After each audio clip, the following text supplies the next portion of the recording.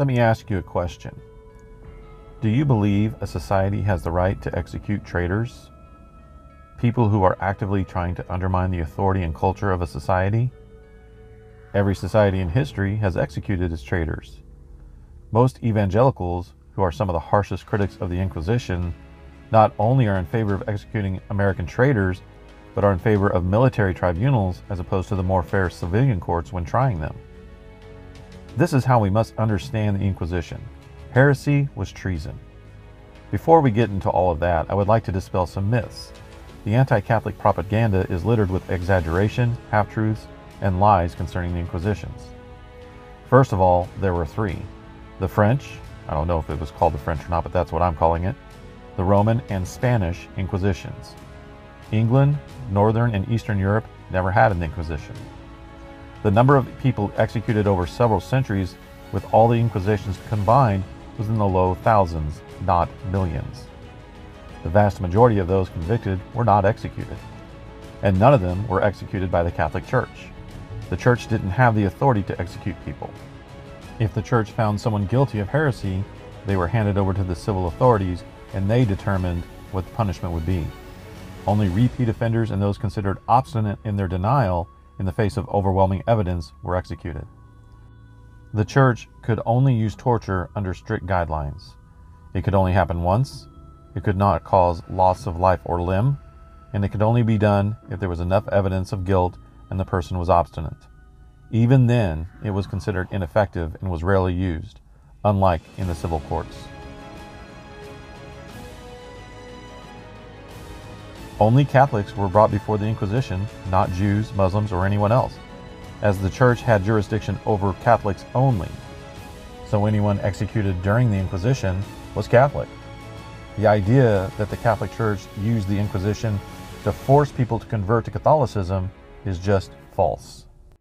Which brings us to the point of the Inquisitions. Is this person who claims to be Catholic really Catholic, or something else and just pretending to be Catholic? Which brings us to the idea of treason. First, we must realize that we cannot look at another culture with 21st century American eyes and values and pass judgment, even when it comes to medieval Europe. Europe through the Middle Ages was based on Catholicism, and there was a firm structure with the church at the top, then the monarchs, nobility, and peasantry. In a lot of ways, the monarchs and nobility derived their authority from the Catholic Church. So if the authority of the church was in question, by default, so was the authority of the king and aristocracy. And they didn't like that too much, and had no qualms about executing anyone then and there for doing so. Luther was able to avoid this because he garnered the support of German princes who wanted to seize church property. The Inquisitions began after the Albigensian Crusade went horribly wrong. The Albigensians were Cathars who believed in two gods, the evil God of the Old Testament who created our bodies and the physical world, and the good God of the New Testament who created our souls and the spirit world. As a result, the Cathars did not believe in marriage or procreation, but tolerated fornication, abortion, murder, and suicide. The Cathars were aggressively seeking converts in what is today known as southern France. The Pope repeatedly sought the local Catholic nobility to put down the heresy, but they refused, since many of their friends and families were in fact Cathars. When the Pope sent St. Dominic to try to convert the Cathars, he barely escaped with his life, two of his companions having been murdered. So the Pope called for a crusade to replace the ineffective Catholic nobility. Unfortunately, the Crusaders slaughtered large numbers of people without regard to who was and was not a heretic. This brought about the Inquisition. It was the church stepping in and saying to the local authorities, "We will decide if a person is a heretic before we allow you to execute them." Now, I'm not going to act like they didn't actively try to root out heretics. They did, just like Protestant countries actively sought to root out Catholics, and the United States actively sought out communists under Senator McCarthy in the 1950s. When there is a group of people in a society that is opposed to the society's beliefs and values, the authority will try to root them out. That's just the way it is. Was it perfect? No. And inquisitions are not infallible and never were considered as such. But if you value a just system where people are given a fair trial and humane treatment for prisoners, then the Inquisition was a step in the right direction. The American justice system can be corrupt, and sometimes innocent people are convicted and even executed, but most people see it as an overall good thing and would not want to get rid of it. So what happened when someone was called before the Inquisition, like Teresa of Avila and John of the Cross were? Well, when the Inquisition came to town, the person or people being accused were not made public at first. The inquisitors declared a grace period that lasted a month where anyone could come forward and confess their heresy voluntarily. Anyone who did this was given a penance, and that was the end of it. If the people did not come forward during this time, they were called to the Inquisition.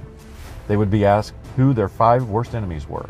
If the person making the accusations against them was on that list, the case was dropped. If it went to trial, the accused could confess and repent at any time and given a penance or light jail sentence. The Inquisition was considered exceptionally lenient for its time. Those accused of civil crimes would often blaspheme in civil courts to get their case moved to the ecclesiastical courts. The Spanish Inquisition. This requires a bit of background. From the 8th century to the 15th century, the bulk of what we call Spain was occupied by Moorish Muslims, who had conquered the Christian Visigoth kingdoms. In the 13th century, England kicked out all of its Jews that were living there, many of whom settled in Muslim Spain. In the northern part of Spain were the Christian kingdoms of Leon and Castile. The 2 monarchs, Ferdinand and Isabel, married and combined their kingdoms into one, Spain. Then they set out to reconquer the Muslim territories. This is called the Reconquista. As the whole of Spain was retaken, many Muslims and Jews were given a choice: convert to Catholicism or leave. The ones who stayed and converted were called the conversos, many of which gained prominent roles in the new kingdom.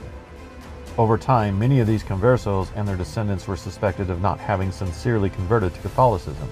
Many, at least culturally, remained Muslim or Jewish. Fearing that some of the conversos had converted only to stay and covertly undermine the kingdom in favor of a Muslim reconquest, the king and queen asked the Pope if they could launch an inquisition to look into the matter. It is the Spanish Inquisition most people mean when they say the Inquisition. This Inquisition was established in 1478 and disbanded in 1834, the early decades being the most active. In recent decades, historians have been given access to the records of the Spanish Inquisition.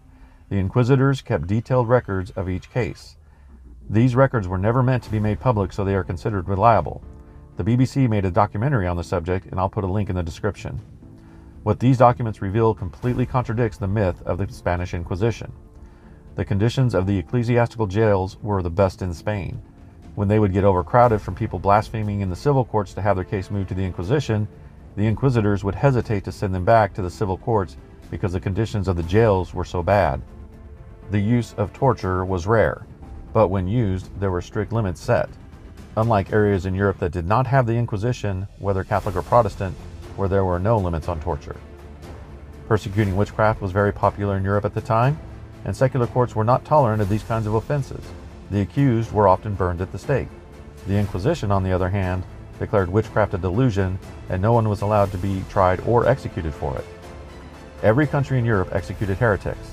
The number of people executed by the Spanish Inquisition was comparatively low, with the total number of people executed during the entire 350-year period being somewhere between 3,000 and 5,000. In the 16th century, an estimated 40 or 50 people were executed by the Inquisition, compared to Elizabethan Protestant England in the same century, where over 400 Catholic priests and laity were executed for smuggling the priests in to say Mass. The myth of the Spanish Inquisition was propagated by the English, as Spain and England were not on good terms after the Reformation. It was anti-Spanish more than anti-Catholic at the time, but over the centuries, anti-Catholics have used the English propaganda against the Catholic Church. If we take away the propaganda and put the Inquisition into proper perspective, with the fact that people were given a fair trial and humane treatment of prisoners, then the Inquisitions were a good thing.